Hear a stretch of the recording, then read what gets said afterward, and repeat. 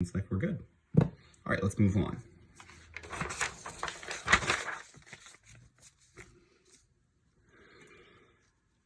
All right, so here's a curve. That's the equation of this curve. And we want to find the equation of both of the tangent lines. So there's one, there's the other, when this curve intersects itself. Well, it looks like it's happening at 0, 2 is where this intersects itself. So I've got to figure out what are the t values that put this curve here and then back on top of itself again. One of these will be easier to solve for these two coordinates. I don't like the x because there's a t and another t, so I'm going to set y equal to 2. So we have y of t is 2 minus pi cosine of t, and that needs to equal 2. Where does it equal 2? Well, let's see, I'm going to subtract 2 from both sides, and we'll get negative pi cosine of t equals 0. So we're basically just saying, when does cosine of t equal 0? Cost, that's funny, better. Okay, so I know that that happens at pi over 2, 3 pi over 2, maybe negative pi over 2. I can see that this starts back here and goes around. We might need that negative value. Let's try some of these. We'll plug them into the other one and see which one in the other x value gives us 0.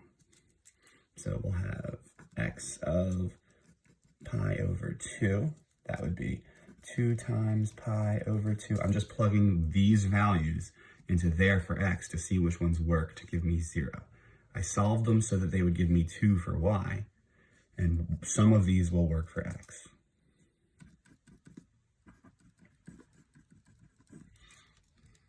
All right, so we have pi minus sine of pi over 2 is 1, so pi minus pi is 0. That one works.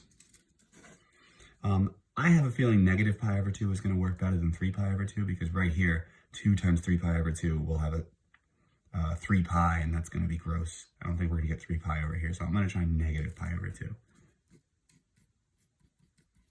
You can see what you guys mean about there not being enough room here. That would be 2 times negative pi over 2 minus pi times sine of negative pi over 2. All right, negative pi minus, this is negative 1, so this would end up being plus pi. That's good. So those are our two t values. So this happens at t equals negative pi over 2 and pi over 2.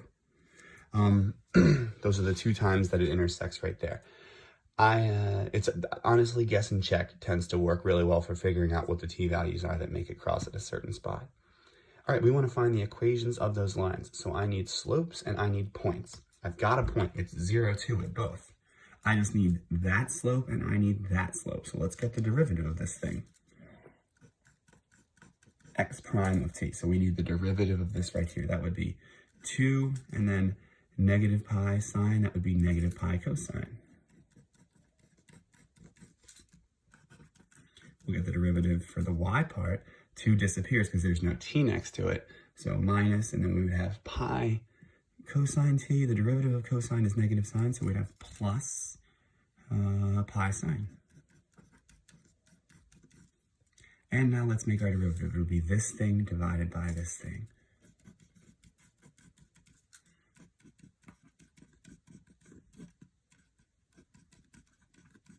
Let me double check my textbook. Yep, we're good. All right, so we need to plug in pi over 2, and we need to plug in negative pi over 2. Oh, that should be an x. I didn't do that yet. And then we'll have our two slopes. So we have